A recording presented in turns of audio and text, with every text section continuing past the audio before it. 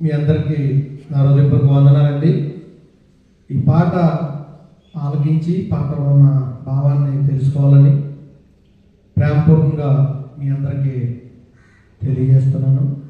ఒక దైవజనుడు పడే వేదన, ఒక దైవజనుని పరిచర్య ఏ విధంగా ఉంటుందో, ఒక దైవజనుడు మరి వారి కొరకు అర్థవంతమైన భావాలు ఈ పాటలో పొందుపరిచి పాడిన పాట.